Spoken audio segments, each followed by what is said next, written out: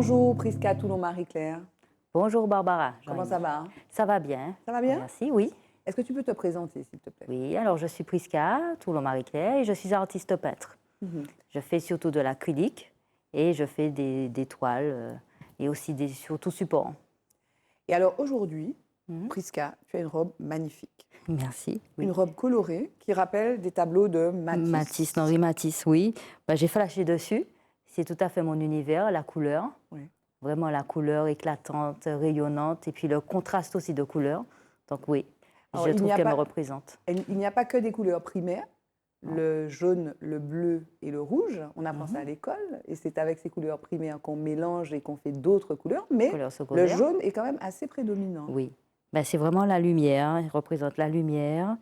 Et en fait, le fait qu'il y ait des petits traits noirs, ça fait vraiment, ça sublime le contraste. Et donc la couleur, ça te définit aussi? Oui, je suis vraiment une artiste coloriste. Et ta technique, tu disais que tu travailles l'acrylique, mais c'est quoi? C'est plutôt du figuratif, c'est plutôt de l'abstrait? C'est entre les deux. C'est de l'abstrait et du figuratif. C'est surtout des paysages, mais ce sont des paysages qui sont à moitié imaginaires, à moitié réels, qui sont intemporels aussi. Ça peut être vraiment limite dans l'espace, ça peut être quelque chose de très local, comme une mangrove, enfin, qui ressemble et qui peut être avec un fond qui est un peu enneigé. C'est vraiment un contraste de période, de lieu. Et quand je dis lieu, ça peut être un peu galactique, comme je fais des nébuleuses ces temps-ci, et puis des choses qui sont plus terre à terre. Voilà. Et alors, la peinture, l'art, est arrivé dans ta vie comment? Très jeune, très très jeune. J'ai même réussi plein de petits concours de dessin au collège ou même à l'école primaire. J'ai toujours été passionnée. J'ai pas fait un bac avec, bien sûr, avec dessin, mais je l'ai passé comme option au bac. Et puis, comme il était vraiment présent dans ma vie professionnelle, qui était autre, j'ai quand même passé une deuxième année à l'école d'art à l'IRAVM à l'époque, et parce que j'avais besoin d'approfondir et d'en faire plus ou moins mon métier. Pourquoi tu ce dis que j'ai plus ou fait. moins? Parce qu'il fallait que je trouve un moyen d'en vivre. Parce qu'artiste peintre seul, c'est très difficile, c'est très aléatoire, il y a vraiment les tendances du marché qui sont difficiles à définir. Du coup, j'ai passé une formation de formateur pour adultes et enfants. Du coup, ça m'a permis de donner des cours et de pouvoir vraiment être libre. Parce que c'est ça le problème, quand on est artiste et qu'on est empêché par des choses matérielles, si on ne peut plus acheter de matériel, si on ne peut plus acheter tout les toiles, en fait, on n'est pas la libre. peinture, on n'est pas libre. On n'est pas libre et la liberté, justement, c'est de pouvoir tester des choses. Alors, bon, moi, je n'aime que l'acrylique, mais je n'aime que l'acrylique parce que j'ai déjà tout essayé et que c'est le médium qui me convient le mieux. Mais sinon, en fait, il faut vraiment avoir un petit apport financier pour se permettre de faire des formations dans des nouvelles techniques. Vraiment, tout ce qui fait que, en fait, l'art devient sublimé. Mais comme on dit, la vie artiste raide. Oui, c'est Cali qui vraiment. dit ça. Vraiment. J'ai essayé pendant 5 ans, 6 ans même. Je n'ai fait que ça. J'en ai vécu. Bien. Et puis, oui, correctement. Pas bien, mais correctement. C'est-à-dire que je pouvais m'acheter du matériel, je vendais des toiles et tout. Et tu payais ton loyer, tu fonctionnais. Oui, j'avais des trades de mon atelier, je les ai payés, j'ai terminé. Et puis, il y a eu le Covid. Et là, ça a été assez difficile parce que on ne pouvait plus avoir. Moi, je prenais 5-6 clients pour des cours de dessin. En fait, ça a été annulé pendant un moment. Après, il fallait que je prenne que 2 personnes. Et du coup, là, ça devenait vraiment difficile. Donc, j'ai pris un autre métier, mais j'ai gardé quand même ce côté artiste. J'ai toujours des expositions, je donne toujours des cours de peinture, juste le mercredi. Et en fait, c'est ma raison de vivre quand même. Pourquoi c'est ta raison de vivre? Qu'est-ce que ça t'apporte?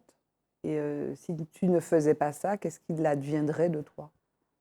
Je serais morte. En fait, la peinture, c'est vraiment... Si je reste sans peindre, je ne me sens pas bien, je ne suis pas épanouie. Il me faut... En plus, j'aime peindre avec la main, avec les doigts, avec des pinceaux, avec n'importe quoi. En fait, c'est mon moment à moi. C'est comme, je sais pas, quand on est artiste, on l'est. Mais c'est quoi, justement, être artiste?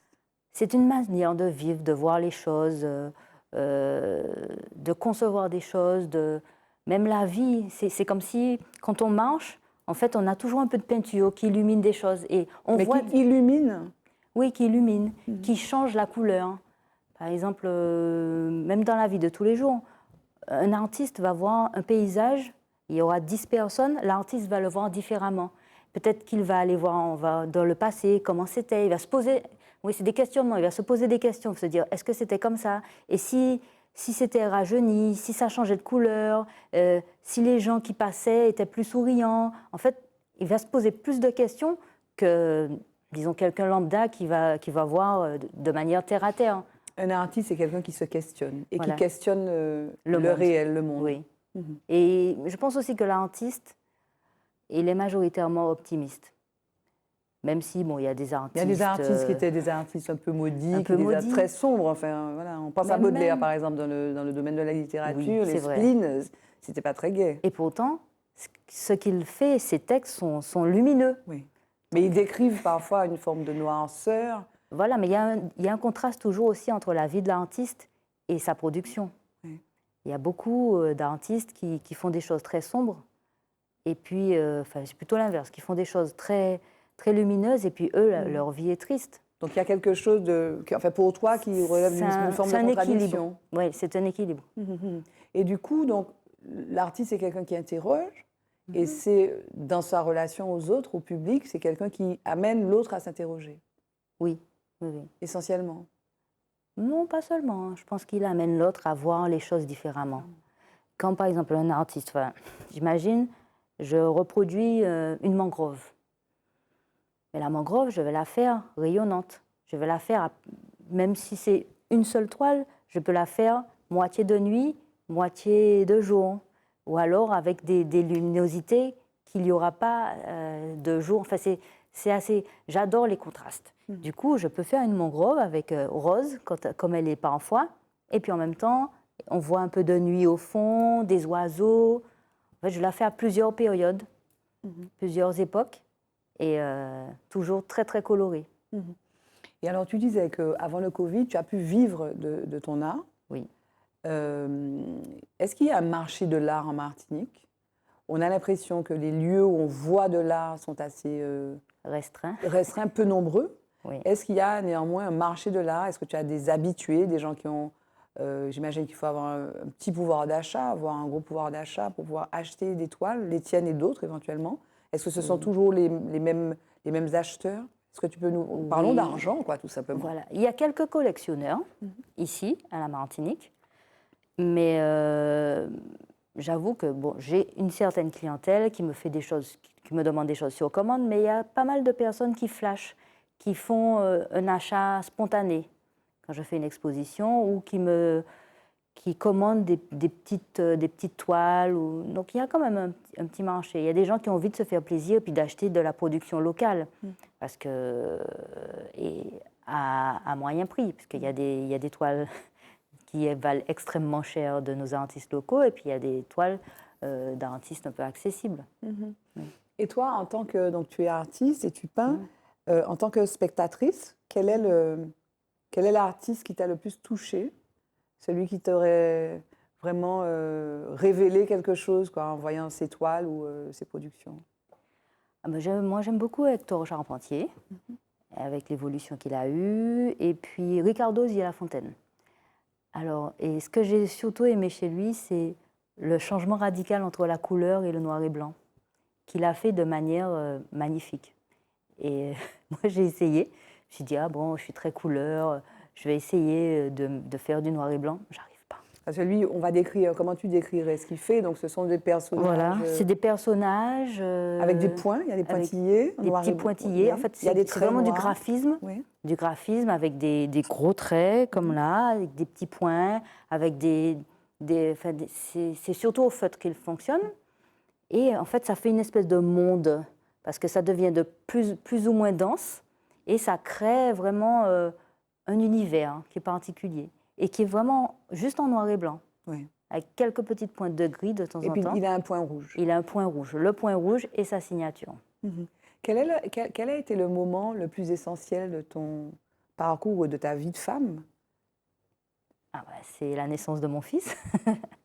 Mais ma première exposition à Paris, c'était en 2019.